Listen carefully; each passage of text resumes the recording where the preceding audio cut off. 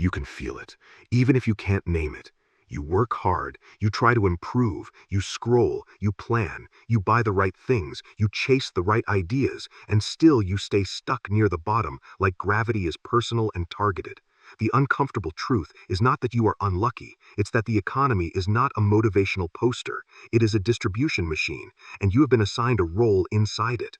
Most people think economics is about effort, more hours, more hustle, more learning, more side gigs, more discipline. They treat the economy like a fair test where the best person wins. That is the story society tells because it keeps you busy. It keeps you from looking at the thing that actually decides your outcome, your position in the invisible allocation system. Not your potential, not your feelings, not even your talent, your position. In this video, I'm going to strip away the shiny layer you've been handed, the glossy GDP numbers, the stock market dashboards, the growth narratives that make it sound like the world is climbing a ladder together. Underneath, there's a more brutal pattern. Resources are allocated, access is rationed, and value flows upward toward whoever controls the taps. And if you don't understand that mechanism, your intelligence becomes a trap, your ambition becomes fuel, your effort becomes the exact resource being consumed. Let's start with the first lie, that the economy is a place where you go to earn money by trying hard enough. That's not what it is. The economy is a machine built to route resources to certain hands and certain outcomes. Resources is not just land, gold, oil, and money. It's labor, it's time, it's attention, it's access to education. It's the ability to use tools, data, technology, and networks without needing permission. It's political influence that never shows up on your salary statement. Once you see it this way, everything becomes painfully coherent. Why some people seem to gain wealth with minimal labor. Why certain neighborhoods stay stable while others get drained for generations. Why wages stay sticky even as productivity rises. Why good jobs turn into gig work and the risk disappears from the people in charge and lands on your body. The economy isn't a scoreboard for effort. It's a conveyor belt for allocation. Imagine a giant building with hidden pipes. Water is flowing through those pipes every day. That water is opportunity. Whoever controls the valves decides who gets clean water, who gets a trickle, and who gets nothing but damp walls and mold. Now think about your life. How many times have you chased something that was supposed to work, only to discover the rules changed the moment you got close? How often did you realize your choices were only choices inside a pre-designed maze? That's what most people refuse to admit. They act like their life is a personal brand, like they're competing in a fair market of equal opportunity, but the market you're competing in is not neutral, it's structured. And the structure is designed to keep most people exchangeable. Now we get to the second lie, that poverty comes from a lack of discipline. You're just not working hard enough. You're irresponsible. You lack grit. You need to stop making excuses. These lines are emotionally convenient. They let people keep believing the universe is morally tidy. If you are poor, then the reason is inside you. If you are rich, then the reason is inside you. Society loves this because it removes responsibility from the system and puts it entirely on the individual. But the system doesn't need you to be lazy to keep you poor. It only needs you to be replaceable. Replaceable means your output can be reproduced by someone else with similar training, similar access, similar effort, at scale. If you can be swapped without the machine stopping, your bargaining power collapses. Your value becomes a commodity, and commodities get priced under pressure. The harder you try, the more you confirm that you can be used. The more you perform, the more the system learns your exact cost and your exact limits. Let me give you a micro story. Think about a person in a call center. They meet targets, they improve scripts, they learn the product better, they even handle angry customers with a calm voice. They are praised as great. Then the company installs a new system, or they hire more people, or they relocate operations, or they automate a portion of the work. The employee doesn't disappear because they were incompetent. They disappear because the job's unit value was designed to be low and stable. Your competence doesn't matter as much as your scarcity. Now think about a different person. This one has a skill that breaks the replaceability rule.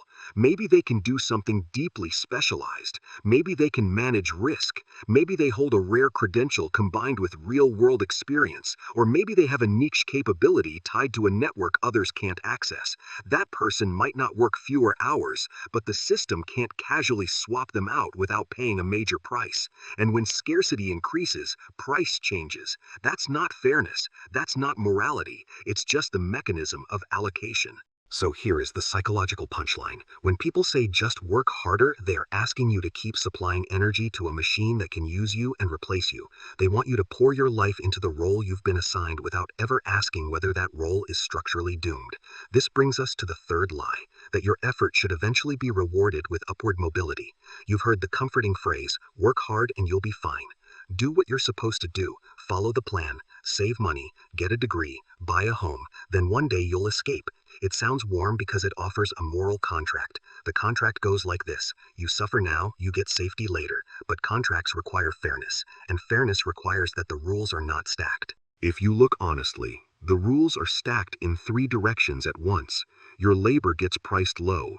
Your consumption gets engineered to recycle your paycheck back into the system. And your financial position gets made structurally unstable through inflation and predatory dynamics. First, labor gets priced low because value flows upward. You generate output. The company captures revenue.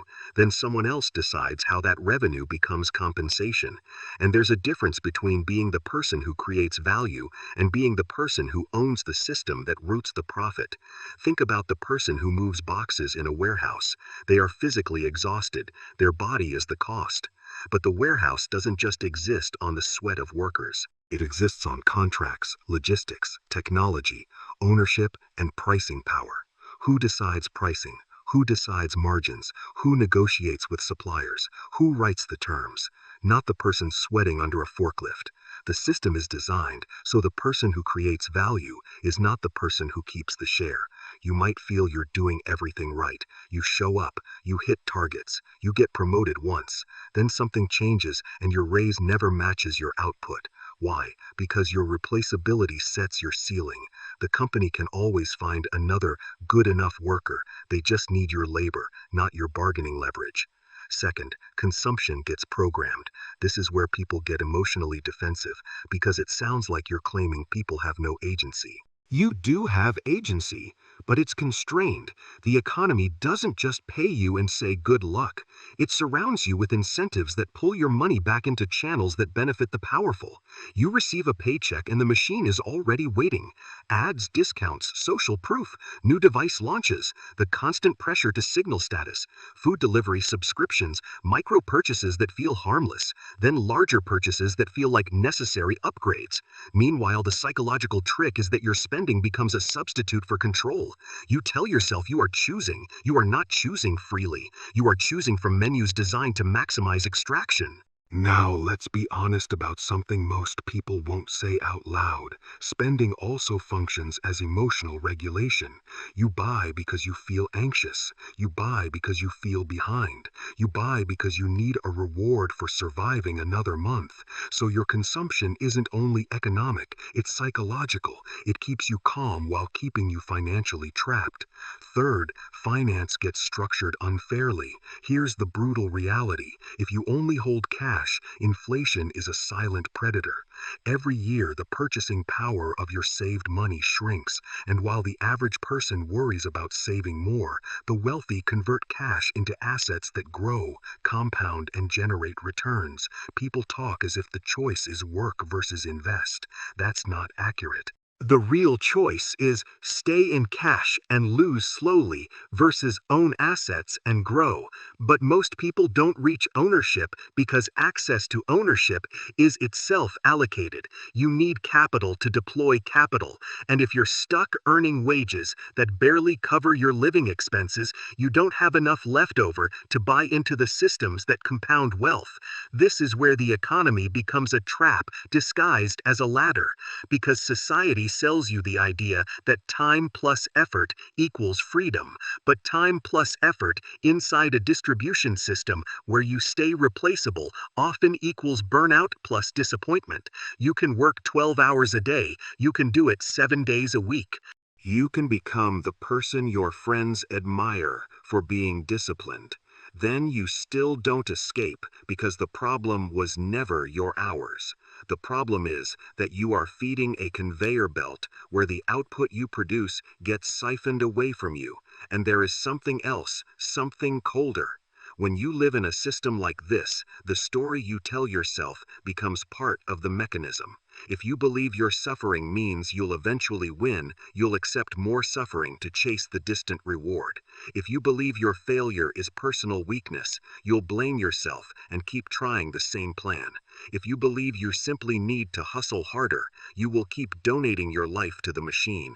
That's why the economy needs psychological compliance. The system doesn't only distribute money, it distributes meaning.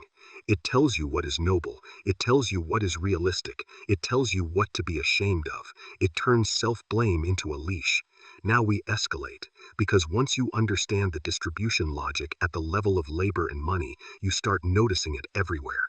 Education, technology, data, even tech freedom industries like gig work. Let's talk about education, because it's one of the most effective allocation tools ever built. Education pretends to be meritocratic, but education doesn't just teach skills, it teaches a worldview, it sorts people into tracks, it controls who gets high-quality instruction, who gets experienced mentors, who gets exposure to networks, and who learns how to position themselves in the future. A person born into a low-access environment can excel. They can study intensely, they can outperform classmates, but the system still begins by controlling their proximity to opportunity. Their school might lack resources, their teachers might be overworked, their network might be weaker, their parents might not have the cultural capital to guide them into the right internships, the right connections, the right hiring signals.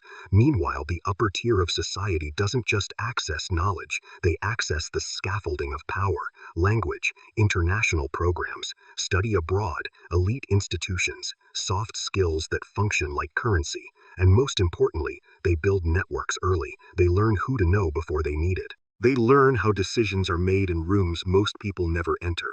So yes, learning matters, but the larger truth is that learning is not only an input, it's also an allocation gate. It decides who gets to become scarce.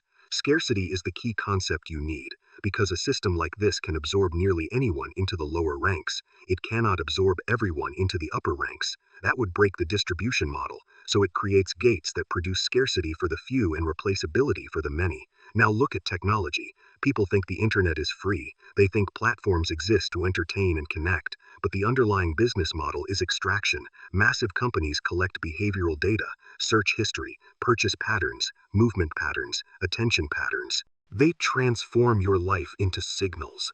Then they sell those signals as advertising targeting. Then they feed that data into machine learning systems. Then they use the resulting systems to predict behavior and influence it. You may tell yourself you are just consuming content, but your clicks become raw material for someone else's model. Your preferences become inventory. Your political reactions become training examples. Your spending patterns become optimization targets. And here's the psychological twist. The platform makes you feel like the act of scrolling is relaxation, but it's also a job, not paid, not recognized. Your attention becomes fuel. The free service is powered by your replaceability, because if you stop, another user will provide the same data. The platform doesn't need you personally, it needs your type of behavior, scaled. That's why artificial intelligence is sold as the next revolution, the next miracle. People talk about chat tools like they are magic. But the real shift is not that technology exists. The real shift is that those who control the pipeline of information, who control data, who control deployment, can do more output with less friction. They can produce faster, decide faster, and influence faster. You don't need a specialized AI chatbot to summarize an article, write a product description, or draft a strategy for your microbusiness. But the deeper point is that AI changes the landscape of replaceability. It makes some forms of labor easier to replicate. It reduces demand for certain basic skills. That pushes value toward roles that are harder to automate or harder to substitute. Human judgment, strategic positioning, relationship networks, niche expertise, and ownership of distribution. Technology doesn't just change what you can do, it changes what you can be replaced by. Now let's talk about finance and banking, because this is where the system's exploitation becomes almost too obvious, yet people still accept it. People believe banks are safe because banks exist. They keep cash in accounts because the alternative sounds scary. But safety is not neutral. Safety is designed for the benefit of someone. If you hold cash, you absorb the inflation loss. You work for money and then watch its purchasing power erode. If you borrow, you pay interest. Who sets interest? Who profits from the spread? Who gets the advantage of leverage? Banks don't simply help people, they route money toward those who can use it as an asset engine. The wealthy don't just store value, they convert it. Real estate, equity, bonds, business ownership, intellectual property. They invest in things that can generate returns and hedge against inflation. Meanwhile, the average person keeps cash, then feels shocked when money doesn't grow like social media promised. This is the part where people get angry at the messenger because it contradicts the fairy tale. But the fairy tale is how the system survives. If people realized early that cash is losing power and wage income is being redistributed upward, they would stop feeding the machine. So society teaches them to focus on saving more, save harder, cut expenses, be patient. Meanwhile, the cost of living rises and the asset holders earn compound growth. Now consider gig work and the gig economy. It's marketed as freedom, flexible schedules, independence, work when you want, be your own boss. But in practice, this model usually shifts risk downward while keeping profit and control upward. If there's a slowdown, you take the hit. If the platform changes rules, you adapt. If you're sick, you lose income. If you get injured, you cover the cost. The company keeps a streamlined labor mechanism, and you keep the uncertainty. This is what exploitation looks like when it wears a friendly outfit. It feels like choice because the schedules are flexible, but the structure is still designed to maximize supply of easily replaceable labor. Education allocates who becomes scarce. Technology allocates who gets to steer behavior. Finance allocates who can compound. Labor allocates who pays the cost. Same principle, different costume. Now the video you're watching needs one more layer of depth because it's not just about mechanisms, it's about the emotional injury they cause. When people realize they're stuck, their identity starts to crack. They try to protect their self-image. They blame themselves. They double down on effort. They treat exhaustion as evidence of virtue. They say, I'm not failing because the system is unfair.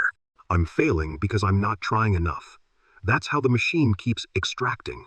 Because once you convert structural disadvantage into personal weakness, the system wins twice. First, you lose money. Second, you lose self-trust. You become psychologically governable. You stop looking for leverage and start looking for self-improvement hacks. And self-improvement hacks are often real, but they can be used as a diversion.